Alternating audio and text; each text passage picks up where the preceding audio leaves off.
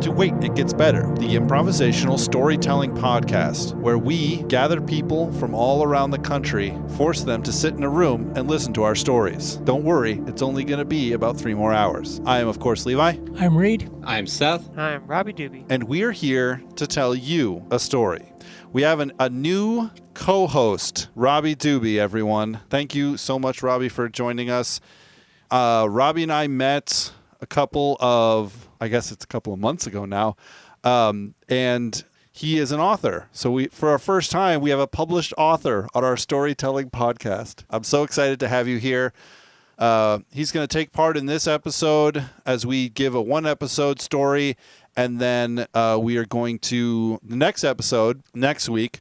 I'll be interviewing him, talking about his new book that just came out, talking about the writing process, the publishing process, and all of that. So really excited to have you here. Thanks so much for having me here. I'm excited to be on and enjoy the podcast. Great.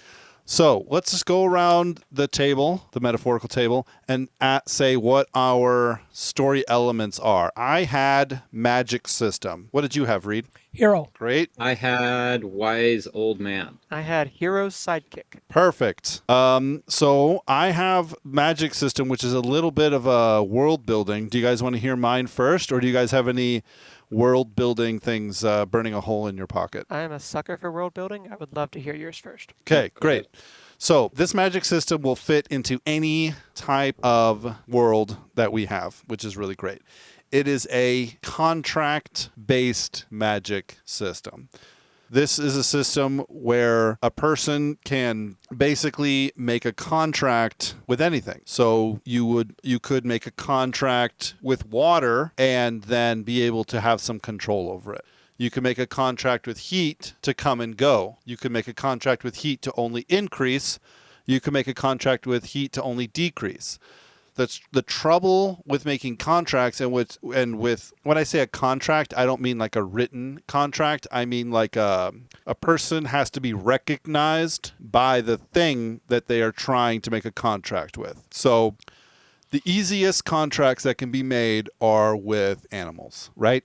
Because animals have a very low will, so they can learn to trust you and recognize you very easily. So most everyone learns to, at a very young age, make contracts with, birds and rats and bugs, So most houses are clear of bugs and rats and birds because most housewives or builders make contracts with animals to stay away, right? It's an exchange of will after the recognition of the person, right? Some people have learned how to make contracts with other things, like trees. And this requires being recognized by the tree. So how would you be recognized by a tree? So you could lay against it for a number of years or amount of time until it begins to grow around you a little bit.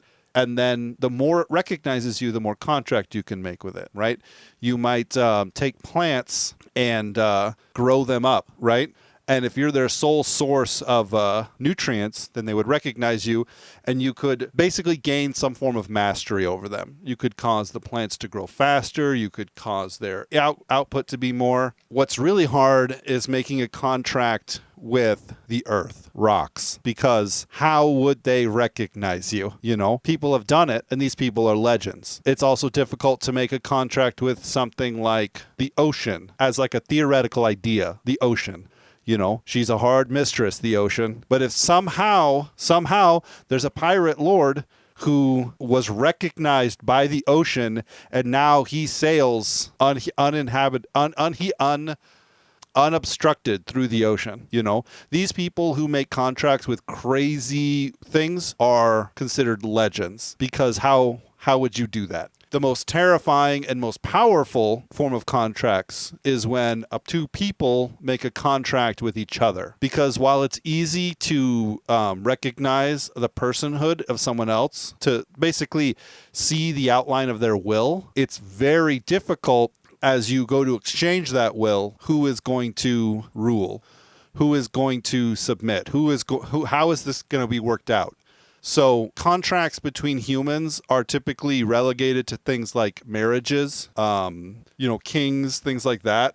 But they're typically kind of shied away from because they're almost seen as taboo. Because slavery is not really a thing because the value of someone's will is considered so valuable. Like someone's will is considered so valuable. So that's the magic system. Most people express it in like really kind of mundane ways, with bees and butterflies and little things that can very easily be kind of caught up in their will. But there are certain people who have made a study of being able to make these contracts, so like a dowser, right? He has found some way to make a contract with both water and rock to find water inside of rock, but it's a really closely kept secret because if everyone knew how to do it, then you would need to pay a dowser. So how, how would you communicate? How would at what level and what medium is the exchange of information between me and the coyote that lives on the edge of my property? Well, I mean, it can see you. Yeah. So it recognizes that you are a person, right? So there is some kind of handshake that takes place, right? Not a physical handshake, obviously, but some kind of maybe like a mental handshake that takes place. It's like if you want to keep them away, you can always just like throw sticks at them, and shoot them with bows and arrows or shoot them with a gun or whatever. But like if you want to like make a contract with him, you're actually kind of putting them on, putting your will over them, and if you want to do that, that's fine. But if you do that, then you'll have to do it to that one and then to that other coyote. And if you're just trying to keep them away, it doesn't make a lot of sense. Most builders make contracts not with the rats to keep the rats away, but with the wood to keep the rats away. Because if you make the contract with the wood will keep all rats away. Where if you do it with the rats, you have to do it with every new group of rats that come by, So I imagine it kind of like a handshake. Like, you find a bird, you see a bird, right? And you're able to get close enough to it that it recognizes you as an individual, not just as part of the background noise, And that might mean you trap it. That might mean it sees you. But then you bring it under your will in some way, right? So you have a bird feeder or have a bird bath. And so it begins to recognize you as an individual. And then I call it a handshake, but I'm putting my hand out kind of like in a hood. It's kind of, you just like extend your will over it, and then there's a contract that's made. And because its will is very small, there's no contest of will. It has a will, but it's very small, And so you can, what's up? I had a couple thoughts, but please go. Yeah, no, please go. So one, as a lawyer, you should always have a written contract. Just going to throw that out there. I think your magic system has kind of two interesting things for me. One is it would seem to me that the way that class would develop and the way that societal structures would develop would not be based on physical strength or even wealth, but the level of will that you have over the world, and those who have the strongest will would be considered the highest ranked status. And so I'd be curious to know, is it a hereditary thing, or is each individual person born with the ability to develop more or less will, or is it kind of set? Is it like IQ, to the extent that's even a credible mental measuring system? Or is it something, if you train hard enough, you can increase your will? Which to me, you said you wouldn't expect there to be slavery because it seems like that's just morally wrong. That's interesting to me because I would have expected the opposite, that if you have the ability to dominate the natural world or other organisms through willpower alone, that would be more conducive to slaving humans as well. But I think you could explain. I'd be curious to see how that gets developed as to why that's not the case. And then the second thought I had was a lot of how you're describing it seems to me to bring in this idea of like spirits in the Asian cultural world, in the sense like innate things that we would consider not to be living or to be, a rock or a stream, has a spirit in some sense that can be dominated by another person and be interacted with by another person, which I've always found to be an interesting concept. Yeah, no, for sure. I think with the slavery thing, as you were talking, you're right. There would be, but that would definitely in this world be a sense of contention, because some people would feel very strongly that whoever has the strongest will kind of gets to decide. So I think with mine, I have a slight answer to that. Okay. What did you have? I had Wise Old Man. Oh, let's hear it.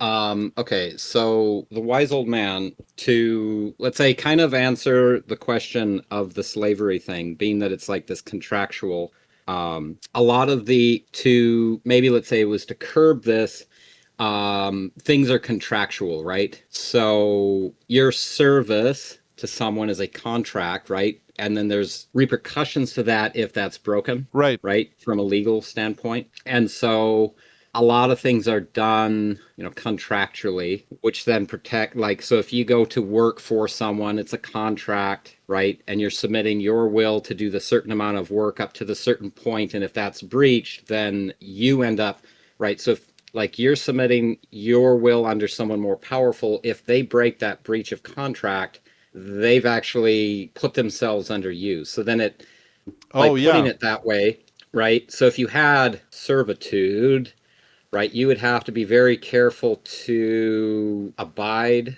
by the terms of that service. Otherwise, under that magic system, you end up at a huge loss, right? Or subservient to the other party, in whichever way it is.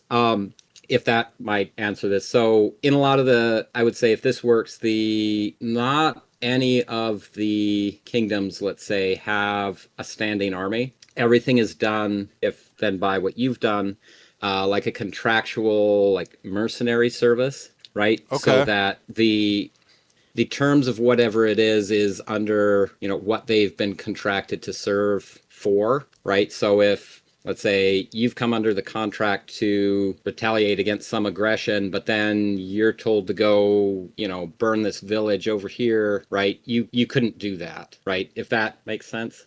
I think so, because you're saying everything is based on a contract, and so things were held and really tightly controlled because if your contract says I'm supposed to defend this wall, you essentially can't be told to go and burn that village because that would immediately break your contract. Yeah. So anyways, if that puts some other context between some of that, and so what our wise old man is he has kind of worked with a lot of these like independent mercenary people. He's very well known, very respected, for his martial prowess, right? Kind of a hero, if you would. Has a lot of connections to a lot of these different groups, a lot of the different, governments or corporations that, get involved on the political scale of things. He's fought or been under contract, and gained renown under, just about, everybody. But now he's retired and he lives in his kind of hermitage up in the mountains. But people still send students to try to find him or seek him out, Right. to receive the training from him. But that's our wise old man. Did you have a name for him? Lawrence. Cool. Lawrence of Arabia? Arabia. Oh, jinx. I kind of like how this seems to be, like Robby was saying, it seems to be kind of turning into, he was saying, like, kind of the Asian, it kind of seems to be turning into a little bit of like a ninja, old world, kung fu guru up on the mountain. The one other thing that I was going to say is I know the secret to subduing rock is you have to Okay. master paper. So you have to fold like all the origamis and show them to rock, because as everyone knows, rock or paper beats rock. Wow. And so you have to intimidate rock by showing them that you're a master of paper. I don't know. That was Thank you for that. Yeah, that could work. I thought, like, it seems silly, but maybe that's why a lot of people don't.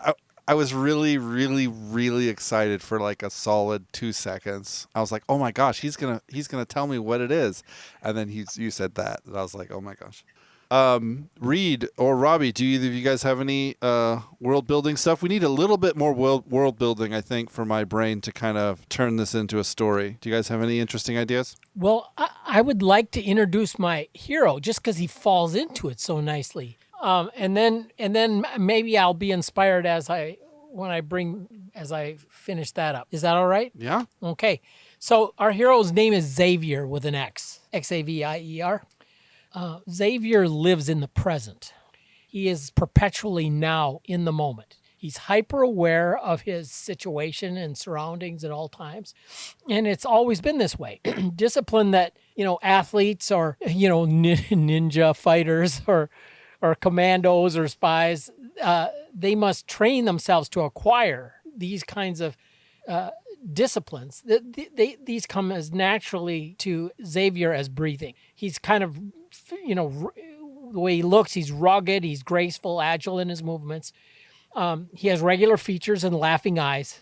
He gives the impression of giving people he interacts with his full intention, because he does. He has this remarkable ability, all the while not missing one detail of what's going on around him. While appearing to be spontaneous, Xavier lives a very planned, intentional life, kind of experiencing the present without losing focus on his objectives in the greater picture. So he's kind of a master of multitasking. But that capacity to be right here, right now, and see people and react to what's going on with them tends to build there's a confidence that he exudes. As a result, he builds trust very easily. And so he's kind of a natural hero in this world that we're building. And I see him as having very privileged from a wealthy background. So he's had some freedom to roam, so to speak. And so one of the things that he's been really interested in is weather. Can I make a contract with the wind? Can I grasp a little piece of the wind right here, right now, the air around me?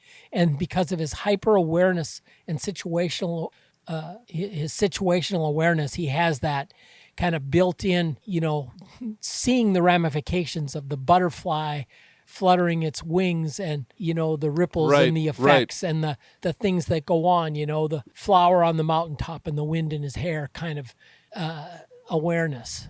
And I see him as not having been military, not coming up from a military tradition, but certainly has all features necessary for command, that command presence. And it's the kind of thing that is not manipulative.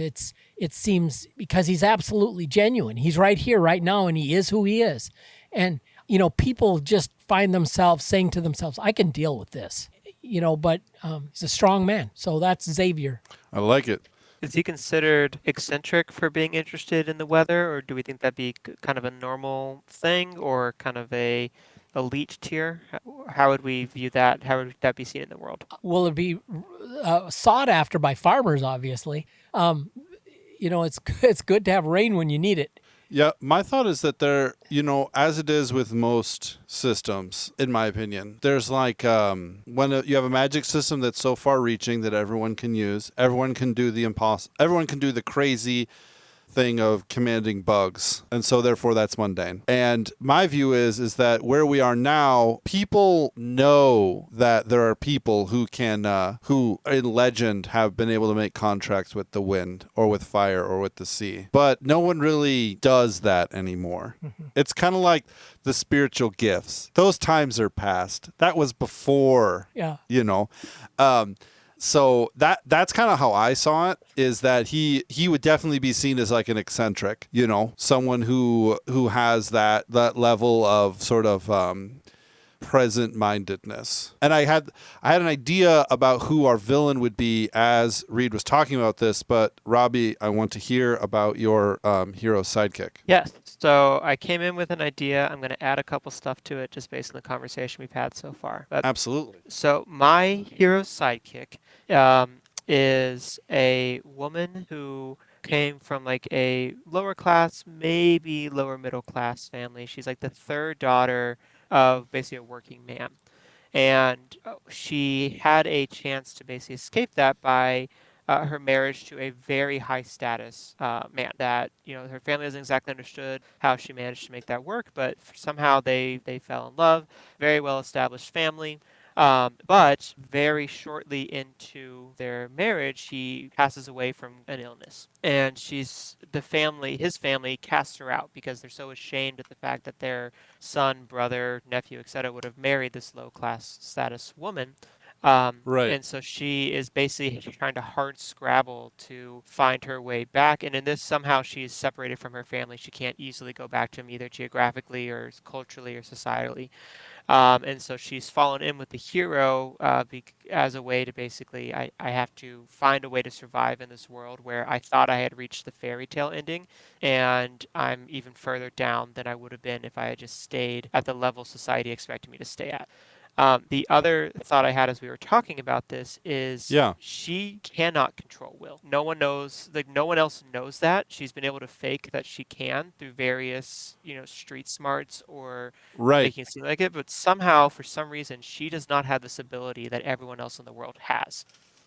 Or does she? All she knows is she's never been able to successfully do it. Gotcha. So there's some possible hidden greater talent there. Yeah, Because one of the things you Go said ahead. was that they weren't really sure how she was able to secure this kind of this higher marriage. That's not like to say she secretly magicked him, right? That's not what you were saying? Well, I think that depends on how you want the story to develop. Maybe she did. Maybe believe that's an in accidental magic. thing in a young, lower middle class girl's heart. Maybe she did secretly magic him. She had no idea that she could do that. Or maybe this was a true love story. Maybe she's the beginning of humanity losing this ability. Maybe she has such an unbelievably strong potential that it's going to take something very large to ever trigger it. I think there's just a lot of interesting things that can be played around there while adding in the fact that she's in such a desperate situation. But I think it can play really interestingly with the hero who's trying to, understand weather, which is eccentric and something that only people of legend could do, indicating he probably should have some high will ability, magic ability, paired Right. with a woman who has none, potentially. Right. I can almost imagine that she is traveling with him kind of in this like he's so high in this ability that if I can like travel with him, maybe some of that will rub off on me, and Yeah, I I can, think it'll finally manifest. Right, and if it could finally manifest, I can work my way out of this situation I found myself in. And maybe the reason they became sidekicks is she met him while married to her husband. They ran in similar circles because they would have been high status because they both have high magic ability. Right, right. And there's like rumors, it's like, did she kill him?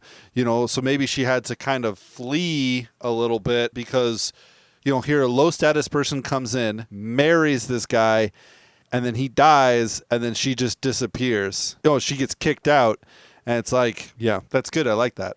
Yeah, and I think maybe that could be a way for the family to, I don't know how shameful it is in this society to not take care of widows, even if they weren't, ones that you approved of originally, but that could be a way for the family to justify, like, stripping her of the inheritance she should have gotten as his widow, making Right. sure she doesn't get to claim to the family is spreading maybe, at least the hint, the unspoken accusation that it wasn't an illness, that she magicked him into loving her and then killed him to steal all of his wealth. Yeah, absolutely. So she is, put out destitute, like you said, lower than she would have been if she had never even done this in the first place.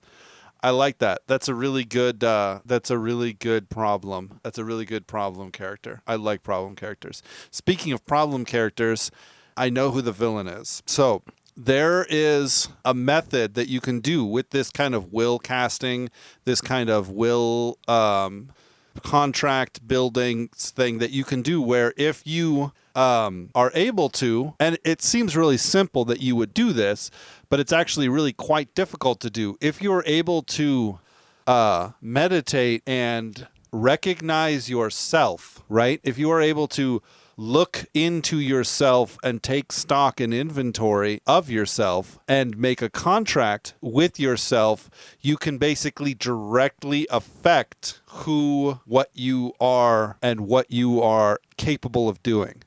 You can exert this sort of control onto yourself as long as you follow the contract, right? This is one of the kind of old esoteric, now considered kind of weird and taboo things that is taught, but it's not taught in its practical application. It's taught in things like control yourself. That's what's taught, where the answer isn't like wrestle control of your emotions, right? That's what's taught now. But the reality is control yourself. So turn off your emotion when it needs to be turned off. If you're angry and you don't want to be angry anymore, exercise the contract you've made with yourself and turn off that part of your brain and control yourself. So it's a very risky form of magic and not something that's good, but something I think maybe our hero's sidekick has some experience with. But our villain is an old family. He was the head of a family, and he was very old, and he had kind of manipulated and worked his way into kind of being in a place of prominence in the city, and he had kind of through his position of power, he had found old books and studied old methods. He had done forbidden forms of contract making, right? Like all of his quote unquote servants, like couldn't talk to anyone else about him. They couldn't talk about him at all. They couldn't tell any secrets about him. So he had like done a lot of terrible manipulation, but he died. He had a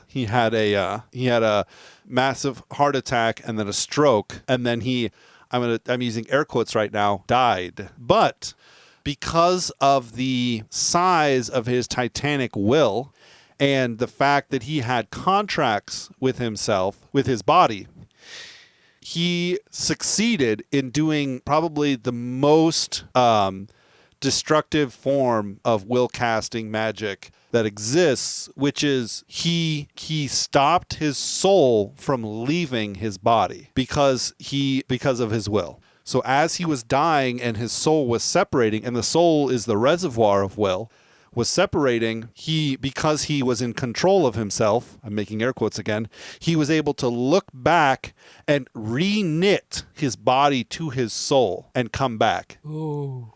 And it is not a perfect comeback, just so we're clear. His body is constantly rejecting his soul because his body says, I'm dead. But his soul and the reservoir of his will says, I am alive. I will remain alive. So he has now been alive for, maybe 100 years or so, sort of controlling this family from the shadows because, everyone saw him cough up blood and die on the table. Everyone saw, everyone knows he died, but he is now he's seeking an answer to his problem, which is not to let go and, have his soul pass the divine gate and go into whatever is after life. He wants to find a vessel to inhabit. He wants to find a place that he can basically send his soul to live longer. What's your idea? Let's hear it. He tried to possess Hero Sidekick's husband and kill him. That's it. Yeah. So he tried. So that's the family. That's the family that she married into, and he chose that person as a vessel. And sweet young bride. That'd be awesome. He's thinking, and so he tries to basically send his soul over in some ritual, and it doesn't work. Or maybe it does work, but it doesn't work like he doesn't. Yeah, is it like Palpatine clone where the body decays so fast it's not even viable? The other thing I wanted to flag when you were talking about having enough will to control yourself, it seems very similar to like Galbatorix or Galbatorix in the inheritance cycle. Like if you can find the magic word for magic, you control magic. It seems like very similar to kind of what you're setting up here. Yeah, I was thinking that. There's that. And then I just finished the Lightbringer series by Brent Weeks, which has a lot of like will-based things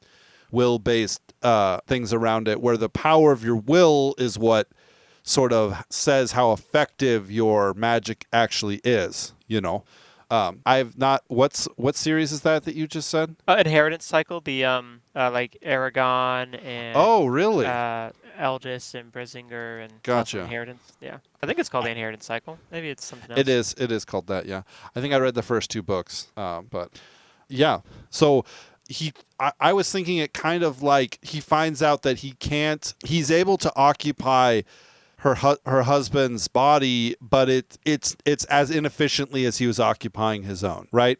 It's not like being fully alive again. It's like the body decays. The body is he doesn't have any anti-rejection medication to take to make it so his body isn't constantly rejecting this soul, which is totally foreign, And so that's the reason why I like that, tying that in together. But there has to be some legend of something that you could do. Maybe that's a stone, it's something made of stone. He wants some artificial body created or made that could be a reservoir for his soul. And that's, he's kind of, he's a slimy guy. He's like a mob boss and an old family, patriarch and a slimy, manipulative, mean guy. I have the undead part, you have this dead body shambling around and, kind of carrying on. And then he tries to inhabit this newly dead guy. Or did he participate in the death? Oh, he participated. Yeah. Yeah. It was his attempt to inhabit him, which is what caused him to die. Yeah. I imagine he can't speak well, he's not rotting right away, but he's pale. His eyes are dim. But he has this kind of titanic will that you come into the room, and as soon as he kind of recognizes who you are, you feel yourself kind of grabbed and pulled towards him as the power, because I think to answer your question earlier, Robby, is that it's a muscle. So some people are born genetically predisposed to be able to grow muscle faster, and some people are genetically born predispositioned to grow muscle, and some people are born with low muscle. So he was born genetically predispositioned to have great will, but also to grow great will. And he's just been using it every day, basically 24 hours a day, to hold his soul in. And so he recognizes you, and you just feel yourself pulled over to him as you find you still have your own will, but you find yourself I have to follow him. I have to do what he says. I need to, his thoughts are my thoughts. His ways are my ways. And this is how he's been able to stay in power. And this is how he is the villain,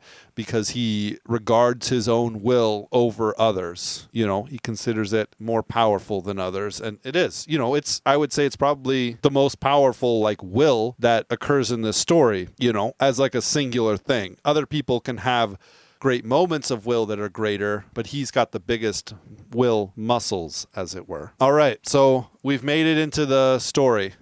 We have the setting, we have the heroes, we have the villain. What is the great conflict? What is the conflagration? Well, I'm picking up, one of the things I'm thinking of is on a micro level, is there's for some reason, of course, Xavier has dealings with this family and as a result, has made contact with his new sidekick. But because of his ability to connect so easily in the moment with individuals, even people he's hardly acquainted with, there's that immediate empathy that comes up. And he is very sensitive to anybody whose will has been stepped on. And he quickly provides, kind of respite from that. Here is a safe haven where if I connect here, my will isn't under assault, and I see that there's an immediate, conflict that happens and I don't know why. We should probably come up with a story. Let's see, what would be the connection between these two people? Between the hero and the hero's sidekick? Could it be that the villain tried to take the hero first, but because of the hero's kind of focus on the moment, it failed, but he realized that this was out here, so he's been trying to figure out how to beat him. He sees that the hero's sidekick, husband died, he knows what happened, so he basically scoops her up, and they're on a quest to, if they can figure out how to control the weather, that's the first step to getting to the wise man who knows the secret potentially, to knowing yourself, which then will allow them to finally beat the villain.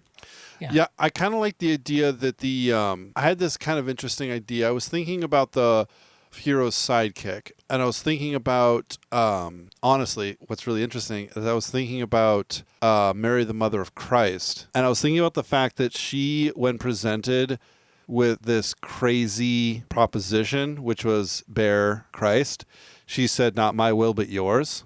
So I think her, and you can tell me, Robby, if you don't like this idea on your element, but I think hers is it's a hook. She submits to you, right? She submits to your will, and then all of your will is put under her power. So she does not win by dominating. She wins by submitting. So she submits, and kind of like Aikido, all of your will is then put under her. And this is why the villain wants to kill her, because all she would have to do is submit to him, which is literally he would have to recognize her, and then she would have to submit, and then he would be gone.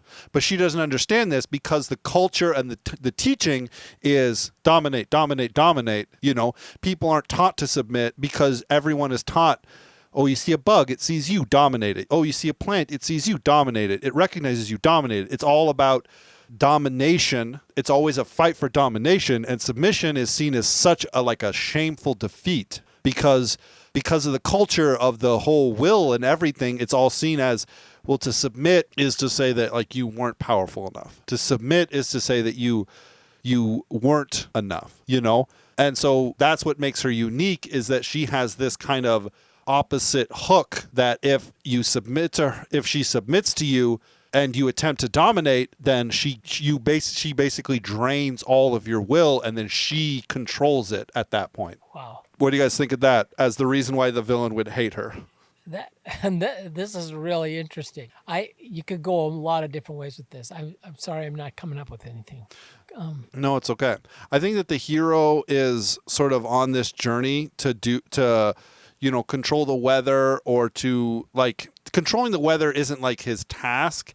It's like the thing. It's like who he is. It's like Naruto eating ramen. You know, you wouldn't say it's Naruto's job to eat ramen, but he eats ramen every chance he gets. You know, and he's definitely I think he's on this journey to the. I think they're trying to escape. Because I think that if they can get out of the valley that they're in with the village and or the city, they can get out of the valley and up into the mountains where the wise old man is, then they can like be safe from this guy. I think that's like a kind of a fair story. What do you guys think? I think I like all of it except for just trying to escape him, because I feel like with the hero's sidekick, if she becomes aware that this, malevolent ancestor basically is the one who killed her husband, I don't think that just running away would be what she would respond to. That's true. I think it'd be more of, I gotta avenge my husband, but then that sounds like it's making her much more the hero than the hero's sidekick. So I think there has to be some way to make it the hero story. Well, which would be fine, because because of the nature of the hero, he'll see these dynamics, and part of his heroic quest is to fly in the face of the struggle for dominance. You know, he's got this empathetic gifting, and he contracts with people and goes along with their agenda where it's working, but is able to interject his own agenda, and he's been able to morph this process into a collaborative. I mean, he is a master of synergy, because he has danced with this dominance mantra, so to speak, this dominance culture, and has found a better way. And I see that he could be, as the hero, he could be the point man, unraveling some of the control over some of the servants and the villain's inner circle, so to speak. And they're just like so relieved when they, to get the relief from that dominance. It's like instant loyalties are built, and it becomes an invasion, and then it's sort of like he gets distracted about where the real threat is, and then the sidekick, he finds himself, his nephew's former wife is, before he knows it, she's submitted to him, and his will is putty in her hands without him even. I mean, I see that as kind of like a sneak attack. One of the things I was thinking about is that so I had this kind of picture, as Reed was talking, I had this kind of picture that they travel up the mountain to, maybe it's something like this. The hero's sidekick is being kicked out of the house after her husband dies. She's like destitute. She has nothing. She's called in front of the patriarch of the family, right? Who is now in shadow because it's her husband's old body. And he basically, he knows it's not working, right? And he knows that she comes from over the mountain, or there's some reason that he's like, if you do this thing for me, I will grant you your whatever, your lands, your title, your everything back. You're untouched by my will is the reality, is that she's unstained by his will at all, where the entire rest of the family isn't. Mm-hmm. And so she meets up with the hero, and they go on a journey up the mountain to basically go up to where the wise old man is and figure out the truth of something. It's a question about living forever. It's something about making a contract with the rocks. It's basically what it is in ancient times, people found a way and they refined a certain type of stone, and then they made a statue of their likeness, and they were able to cast their soul into it and be bound to it and quote unquote live forever, right? And this is where like ancestor worship came from, because that will is still there. And so where the villain thinks that it means like I'll be able to like be forever myself, where in reality it's I'll be trapped forever. So it's kind of like a self-defeating thing. So they journey up through the mountains. The hero teaches her how to everything that he stands for. She learns about her own abilities because she like has to deal with like tons of like self-hate and like lots of issues of self-worth based on the fact that she's never had power. She finally had this love, and then it's like gone, and like what are we supposed to do, and all these things. And she learns to be independent and self-reliant, gets up to the top of the tower, finds out about the immortality, finds out about everything. They not the tower, the mountain, come back down, and there's kind of like a pseudo, it's not a battle, it's not a fight, there's no fist fighting, there's no kung fu moves that happen, but it's a meeting, and she is able to basically submit and take, she takes his will and then puts it into the statue, which he has prepared because he thinks it's going to make him live forever. And then it's like defeated, right? And because it goes there, all the will from all the servants and everything is all immediately lifted, and then they, the hero makes some comment about how, there's like 6 more warlords trying the same thing. Should we go and like do that? Should we go and give them the same treatment? Sure. And then that's kind of the end. What do you guys think of that as like a super kind of compressed and quick way of saying that the story is done? I like it. I think it's got a lot of potential. You can kind of get you could go down like a buddy cop adventure. You could have it be a more serious one. You could have it be its own version of romantasy, depending on how old the hero is. I mean, there's just so many different ways you could, and how old the hero's psychic is. There's so many different ways that you could, different genres you could put this in. So no, I think it's good. Yeah. Anything we didn't touch on, Seth? You wanna? No. Cool. Ladies and gentlemen, this has been Wait It Gets Better. Thank you so much for joining us. If you have any questions about this latest episode, this is going to be a one-off, so there's no part 2 for this one.